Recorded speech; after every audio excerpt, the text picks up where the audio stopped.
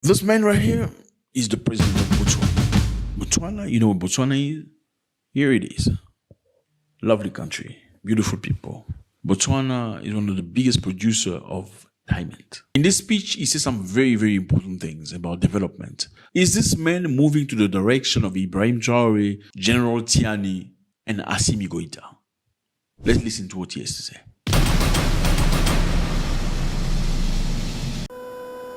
When I travel, I trim down the team.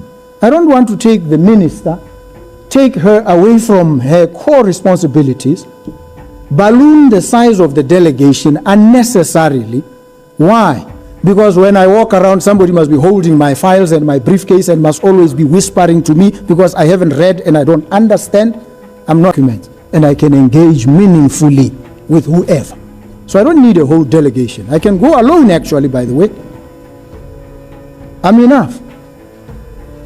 By myself.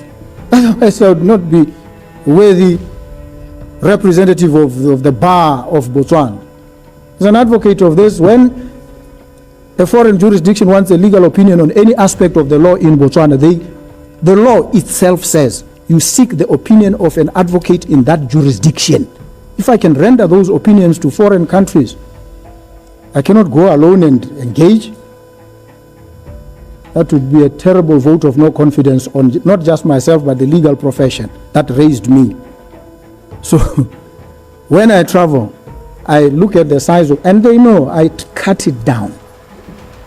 I need myself. I need somebody who will tell me, these are the meetings, this is the place where the meeting is. Ordinarily, I would do that myself, but they insist you must have somebody chaperoning you. You can't run away from some of these. But other than that, the Minister of International Relations has a lot on his plate. There are crises all over the place. And I have to take him because I'm going to discuss investments in Oman, investments in Ras Al Khaimah, investments in Switzerland. I have to be carrying a whole battalion and government doesn't work because it will be said, now you're operating away from, no.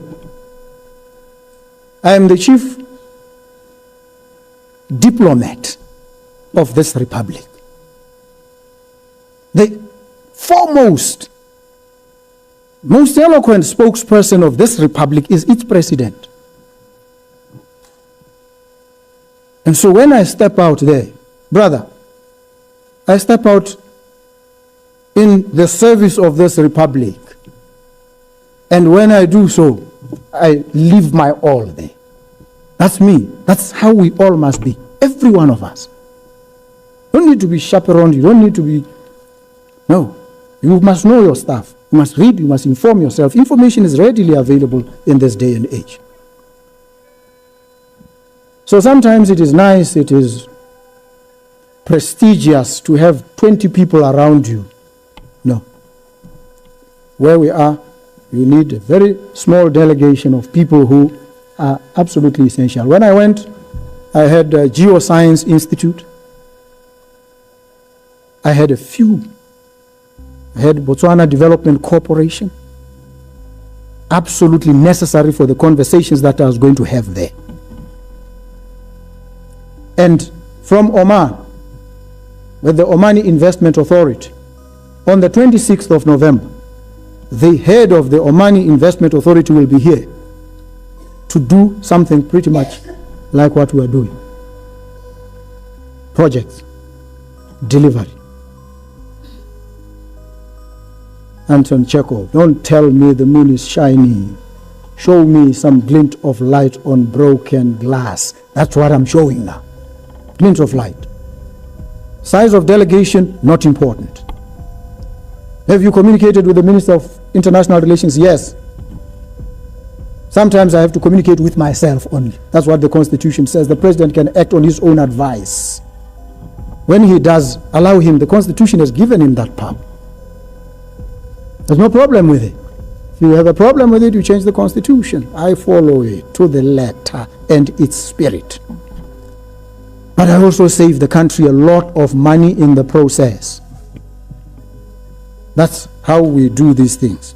And so, trade, international relations, where they are required, you will see them. Where there's no way of excluding them, even if we wanted to trim down the size of the delegation, they will be there. But where we can do without many of these, we will, and save the country some money. That is why I've said, I say it again, that this country will be spectacularly different in 3 years. The first year is gone. We have 2. It's got to happen. One member of parliament was admonishing me today. She says, you are setting timelines that are too tight. You are putting yourself under pressure. Give yourself some more leeway. I said, no. I want to put myself under immense pressure. When your house is burning, you run at breakneck speed. And we are at that point where we should work around the clock. These deadlines mean that we work day and night to deliver. And only after we've delivered would we be entitled to rest and gloat, perhaps, so that we lay a firm foundation for generations that will come after us. This is the situation, folks. Please take your seats and accept my apologies. It's not me who demands that you stand. Apparently, that's the way things are done. I apologize. But thank you very much for being here today to witness this event. I'm going to simplify the discourse, bring it down to brass tacks and say, we are a net importer of electricity.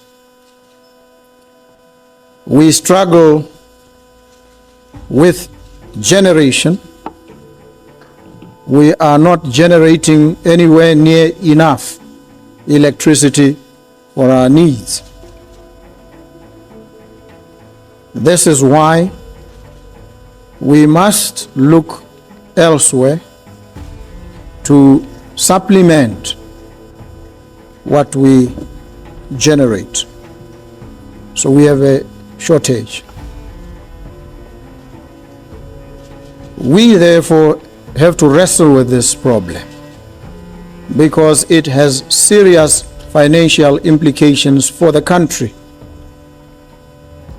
This shortage forces us to look in particular at this point to South Africa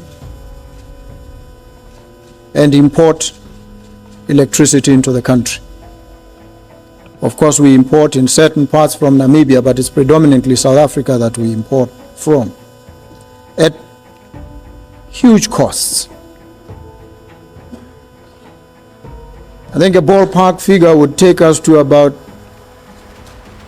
a few billions, 2 billion, 3 billion, thereabouts, of expenditure on imported electricity. We need to deal with this. The other problem in relation to the supply of power is obviously the transmission infrastructure. So where we survive on the generation part, we still face problems on the transmission part. So we have therefore to upgrade our transmission infrastructure. So when there's a power outage, it is either very little power has been generated or sourced, or there's a problem with the transmission lines. We need to deal with these twin challenges. Morupule A, which has been operating, reached the end of its life. It was upgraded and its life extended by 7 years. Those 7 years will run out in 2027. So Morupule A is left with 2 years. In 2027, therefore, ordinarily we will have no Morupule A. It will be mothballed, no longer exist. That would be the fate of Morupule A, meaning our generation capability is reduced, it is diminished. We have had persistent problems with Morupule B. It has never operated optimally. It has always been suboptimal, with the result that we face these persistent shortages of electricity. These are the realities with which we must live or die if we are not careful, or the economy will collapse. We have to address this problem. The country has to be lit. Industries have to be powered. The mines have to run.